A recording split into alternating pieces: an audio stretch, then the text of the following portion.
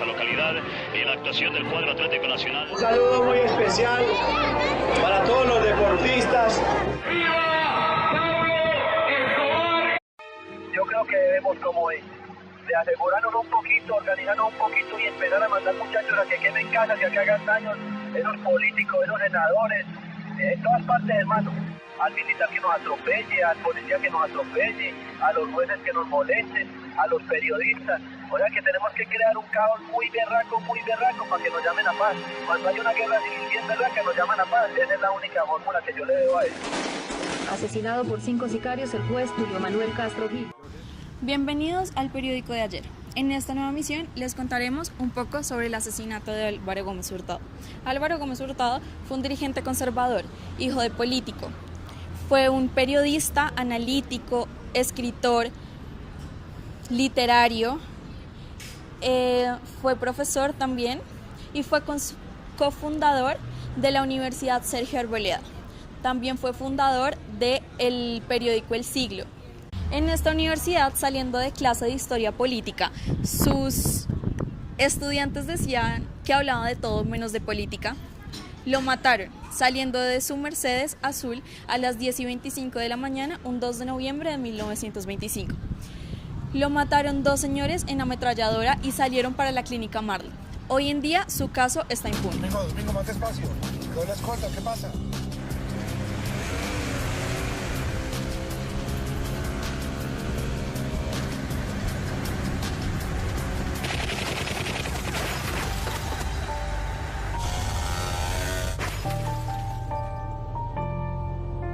Nos encontramos en la hemeroteca de la Biblioteca Luis Ángel Arango, donde vamos a investigar cómo los medios cubrieron el asesinato de Álvaro Gómez Hurtado. Acompáñennos.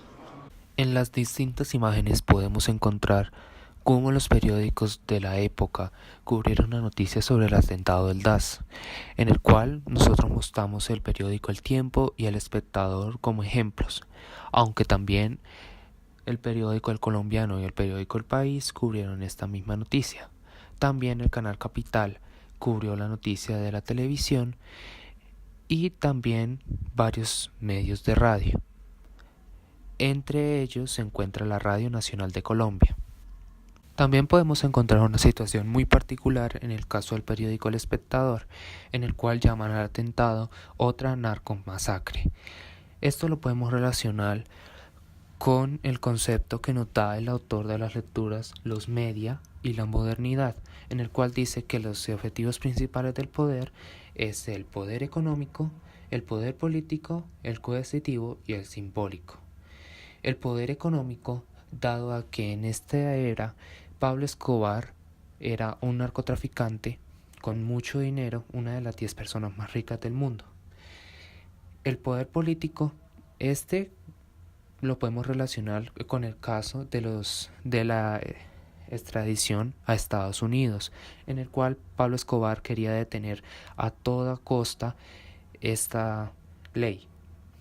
En el poder simbólico, pues el atentado es un gran llamativo para la gente y pues inserta miedo y zozobra en ellas.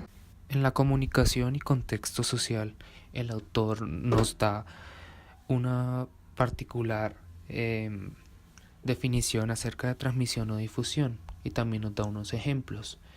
En el caso de este atentado, nosotros lo podemos relacionar, dado que en este tiempo pues jamás había ocurrido un atentado de tal magnitud, jamás había ocurrido un atentado con tantos muertos ni tantos heridos, y es uno de los que pasó a la historia tristemente en Colombia, dado a que es recordado por todas las personas que tuvieron que vivir en esta época. Entonces, ellos en su tiempo, pues no había tanto acceso a los medios de comunicación como los hay ahora, pero sí unos podían comunicarles a los otros. Algunos podían deformar este mensaje, otros lo podían transmitir tal y como era, y pues se creó una red de comunicación tan grande de que en esta época así hubiera sucedido en una parte como es Bogotá, llegó a oídos hasta de personas que estaban en medio de la selva o estaban también en partes muy alejadas del país. Por cuestiones de seguridad no podemos grabar al frente del edificio del DAS, así que hicimos nuestra investigación, vinimos a este lugar, hicimos esta grabación al frente de los juzgados. En diciembre de 1989, aquí en Palo Quemado, en la antigua sede del DAS, a las 7:30 de la mañana ocurrió el atentado terrorista contra el coronel Miguel Maza Márquez. Hubo más de 60 muertos y 600 heridos. El atentado fue perpetrado por Pablo Escobar y Gonzalo Rodríguez Cacho. Este atentado fue considerado como narcoterrorista. ¿Por qué? Se preguntarán ustedes.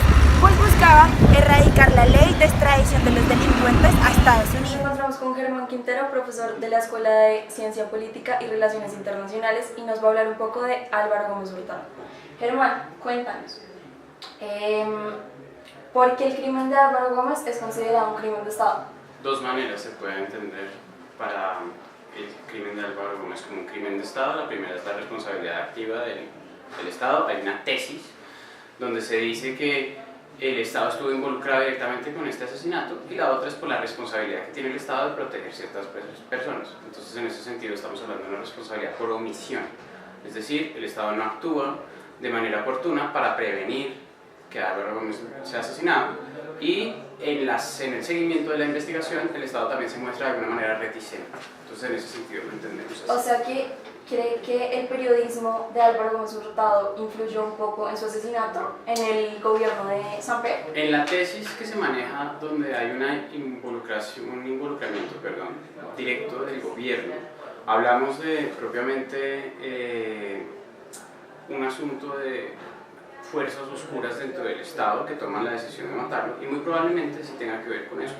Álvaro Gómez, cuando escribía y cuando salía en medios de comunicación, era muy crítico del gobierno. El gobierno en este momento está en un escándalo de corrupción importante, que es el proceso 8000. Él es muy crítico de esto, es muy crítico del manejo que tiene también las relaciones exteriores con Estados Unidos, también es muy crítico en el manejo que tiene con la guerrilla.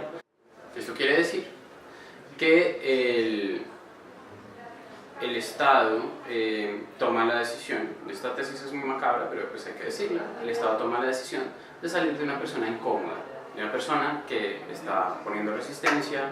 La misma presidencia de Ernesto Samper está en peligro porque hay una acusación que está concurriendo con la Cámara de Representantes, entonces existe la posibilidad de que tumben a Ernesto Samper. Y entonces uno puede decir, siguiendo esta tesis, si es cierta, Ernesto Samper o algunos de sus allegados toman la decisión efectivamente de acabar con la vida de Álvaro Gómez. Entonces, su papel de la Asamblea Constituyente de 1991, ¿cuál fue? Bueno, esto es un escenario distinto, estamos hablando de unos 5 años antes. Cuando se hace la Constitución del 91, convergen tres fuerzas muy importantes.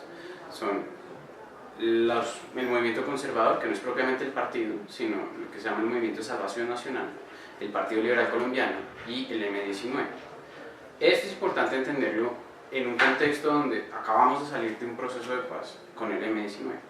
El Movimiento de Salvación Nacional toma la bandera de llevar las voces conservadoras, que es una de las secciones o uno de los sectores de la política que está interesado en renovar la constituyente, para que haya un acuerdo, un pacto nuevo, una norma de normas nueva, que permita que todas las personas estén involucradas en la política. Eso es muy importante, digamos, para el país, no solamente para el Partido Conservador, sino la figura de Álvaro Gómez, porque no solamente es un político, sino es un gran académico que va a aportar, digamos, una frase muy famosa de él, que es el acuerdo sobre los mínimos. Que así tengan desavenencias políticas, por ejemplo, que el proyecto político liberal, el proyecto político del M-19, el proyecto político conservador sean diferentes. Haya un acuerdo sobre lo fundamental. Lo fundamental son las reglas de juego que van a permitir que todo el conflicto social que se genere en un sistema político que indefectiblemente lo hay, pueda ser gestionado. Eso es lo que permite la Constitución. Pero ¿no cree que el M-19 influyó un poco al secuestrarlo 53 días? Es una historia un poco más compleja, hemos arrancado de atrás para adelante, pero sí, claro, digamos, Lo que pasa es que con el M-19 el asunto es que ese secuestro puntualmente no era por motivos exclusivamente políticos, bueno, en el sentido de acabar, por ejemplo, o tratar de disminuir la figura de Álvaro Gómez, sino que más bien es un juego político donde yo tomo personas que son importantes para el escenario público y altero el orden institucional, pero no solamente altero el orden institucional, sino que pongo a negociar al Estado en una situación de desventaja. Porque estoy cogiendo gente notable, pero este juego también lo va a hacer las FARC, lo va a hacer el ELN, de alguna manera los paramilitares lo van a hacer, en ese sentido es más o menos igual. Es de alguna manera fortuito que han escogido a Álvaro Gómez, pero pudo haber sido otro. Otro que también. Sí, pudo haber sido otro que lo han secuestrado, ¿sí? ¿Qué no podemos hacer? Decir que el M-19 acaba con la vida de Álvaro Gómez. Eso sí, no. Es una tesis que es muy difícil de defender. O sea, podemos hablar del Estado, podemos hablar de San Pedro, podemos hablar incluso de otro movimiento guerrillero, podemos hablar de las FARC, podemos hablar del cártel de Medellín, de algunos de los carteles. Pero el M-19 es muy difícil. O sea, el M-19, por lo menos como entidad política, como partido político que surge precisamente de la Constitución del 91, es muy difícil tratar de hacer ese vínculo entre M-19 y el asesinato de Álvaro Gómez. Ok, por último, ¿cuál fue el legado que dejó Álvaro Gómez Hurtado? ¿Y qué pasaría si él estuviera vivo ahora? El legado de Álvaro Gómez Hurtado creo que se condensa muy bien en el acuerdo sobre lo fundamental, que esa es la caballito de batalla que usaba él como para sus discusiones políticas. Ese es el legado político, el buscar el consenso entre las distintas facciones políticas, entre los distintos sectores de la sociedad, para que se puedan gestionar las distintas diferencias que hay. ¿Qué estaría pensando? No sé, yo pensaría Álvaro Gómez Hurtado si estuviera vivo, aparte que tendría ya muchos años, estaría de pronto pensando en cómo ver la inclusión de las FARC en el juego político ahorita de cara a las elecciones del 2018 y de cara a las elecciones locales del 2019. ¿Y el proceso de paz? ¿Cómo lo estaría viendo? Quién sabe, yo creo que sería muy abierto a la opción de incluir un jugador político que está afuera, ¿sí? Un jugador violento, pero yo creo que tendría muchas dificultades para aceptar, por ejemplo, la impunidad, las penas alternativas, el hecho de que personas que cometieron crímenes de lesa humanidad o crímenes de guerra estén participando en política. No creo que recibiría de muy buen grado el hecho de que haya curules automáticas para las FARC, en ese sentido no, pero digamos el espíritu de la reconciliación sí lo podría tener. Muy bien, muchas gracias por aceptar nuestra entrevista. Nos vemos en otra emisión. Hasta luego.